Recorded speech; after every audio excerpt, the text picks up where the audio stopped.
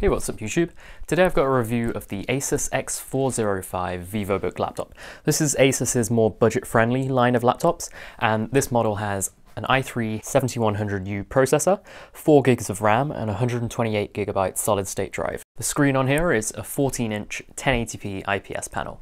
Let's start with a quick run-through of the ports. On the left we've got power, Ethernet, HDMI, USB 3.1 Type A, so that's normal, and then you've got a USB Type-C 3.1. This is a Gen 1, so that means it's not doing all the crazy stuff like power, data, and display at the same time, unfortunately. It's just for data transfer. On the other side, we have the Kensington lock. You've got two USB 2.0 ports, a headphone-microphone combination, and an SD card reader. So overall, good array of ports. 3 USB ports, which is good. Ethernet is, very rare to see on a laptop. And HDMI, I like standard HDMI. You don't have to worry about adapters or anything. Okay, so the laptop does consist entirely of plastic. This could be a problem to some people, maybe. I wasn't too fussed. It is a little bit flexible where the keyboard is, and on the top, a little bit flex going on there, but it's not going to fall apart. Plastic's pretty decent. It's fairly lightweight. This is only 1.3 kilos, so for a 14-inch laptop, that's pretty light, I would say. It's in the realm of ZenBooks and Macs. What I like about the wrist rest is it's got this kind of fake brushed aluminium look, which is kind of hard to show on a camera, but I'd try. And then you've got a sort of textured thing, not textured look, a textured look on the rest of the key body. But I like the color. It also comes in blue and grey, so if you want a little more understated, but I like the red. I thought it looks pretty nice. The i3-7100U that comes in this laptop is a handy little processor, I'd say. It's very good for things like web browsing and, document editing and that kind of thing. It also handles multitasking quite well, and I should say 4 gigs of RAM that this comes with. I'd say that's also a minimum for a laptop you're getting these days, and you should have that much to be able to multitask effectively. It would be nice to have more than that. In terms of expanding the RAM, it should theoretically be possible to add in a couple more sticks, but in my experience, trying to open this thing up is a little bit involved, and so for the vast majority of people, you're stuck with the 4 gig. As for gaming, this is definitely not a gaming laptop. I'm sure it could handle simple little 2D games, but yeah, I'm not going to expect it to run any 3D games on the integrated graphics that it's got. And as for heavy lifting tasks like video encoding, again, it's not a processor designed for those kind of things, and for that reason you can't expect too much of it. The screen on this laptop is by far my favorite feature. So firstly, you've got these really tiny 6mm, what they call nano edge bezels. It's an 1080p IPS matte panel, so anti-glare is great, so you're not seeing your reflection all the time, which I really hate about glossy screens. The colors are really beautiful. Because it's an IPS display, viewing angles don't shift the colors like you would with a cheaper TN panel. And actually, this screen is the same as what you get on a ZenBook UX410. So the ZenBook UX410 is actually this laptop in a nice magnesium alloy body. The brightness of the screen is also really great, so on the off chance you're using it outdoors, then it won't be affected too much by the sunlight.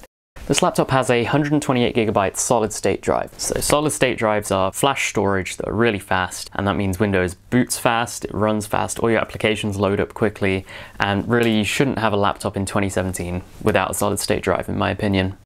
It's only 128 gig, so a lot of people, that might not be quite enough to fit all their media files, so you might need external storage in that case. To my knowledge as well, having a go opening this thing up, I don't think it's expandable in terms of getting another hard drive in there, so you are stuck with what you have there. For Windows and applications, 128 gig is fine, and you're not going to be starved of room. As you can see from the speeds, this is a fast solid-state drive. It's not, this eMMC flash storage that are in cheaper laptop. It's a proper solid-state drive.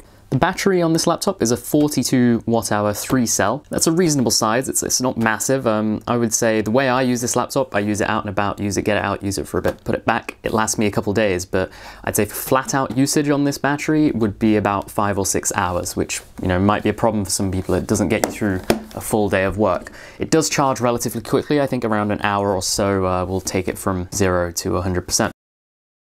The keyboard in general is really good, and the travel of it and using it is great. There were a couple minor gripes I had with it. So firstly, you've got this power button, which is in the corner where the delete key would usually be.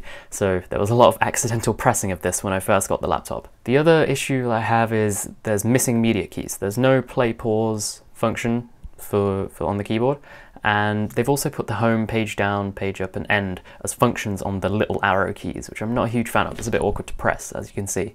Trackpad is pretty good overall. I think it could be a little bit smoother just from using it, but it's got also a lot of gestures that work really well, so you can switch between tabs, you can zoom in and out by pinching, you can scroll up and down web pages. So it works really well for all those things. Maybe not feeling as premium as, I don't know, say a Mac. Apple seem to have trackpads down really well. I'd say there's no complaints here for this. The speakers on this laptop are located on the back, just where my thumbs are here, kind of hard to see.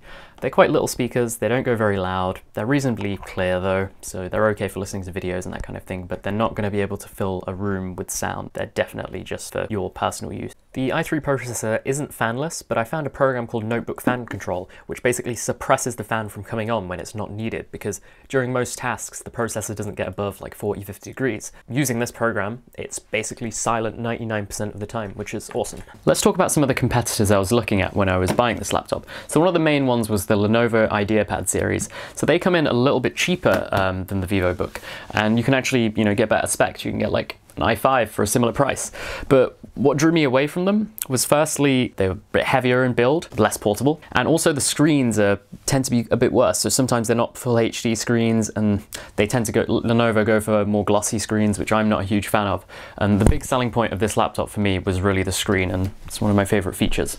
And also the batteries on the IdeaPad, so the IdeaPad 320, 320S is only a 2-cell 35 watt hour, 20% lower than the Vivobook here. What you've also got is things like the Lenovo Yoga and the HP Pavilion. Sort of, I've got these all linked in the description, and they're sort of the more cool two-in-one style laptop. So obviously this laptop does not have a touchscreen. It's up to you whether that's something that you could use. I personally wasn't too bothered about that functionality, and I'd rather have a really nice screen than a touchscreen. And touchscreens tend to be thicker and more glossy and just not as nice to look at as this thing. Finally, for more premium options, you can look towards the Asus ZenBook line. So I was initially looking at the ZenBook UX410, which is, about 150 pounds more than this, but you get a magnesium alloy build, really nice, sleek. But, I just couldn't justify getting the same specs just for a premium finish. Let's summarize with some pros and cons. Let's start with that screen. It's a really beautiful screen, really tiny bezels, nice colors, great viewing angles, no complaints.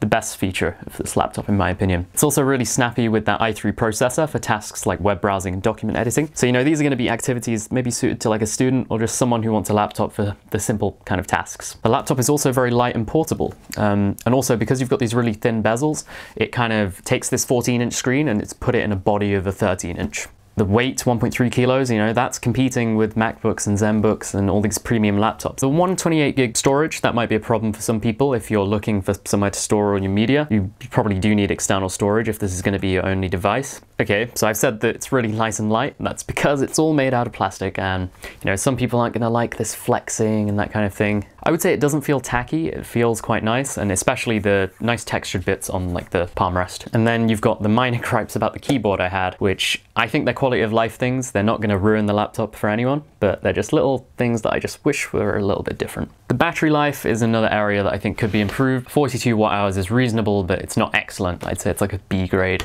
battery, and it's not going to last you a full, say, 8-hour day. You'd need to charge it, but if you're on the go and just using it for a little bit of time, then it's absolutely fine.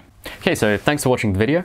Hope it was very informative. If there's anything I've skimmed over and you'd like me to go over again, then please do comment. And yeah, hope you enjoy.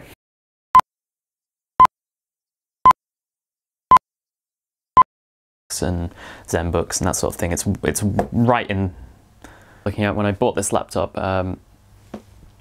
Let's talk about some of the competitors looking at big media files. So you might need external storage in that case.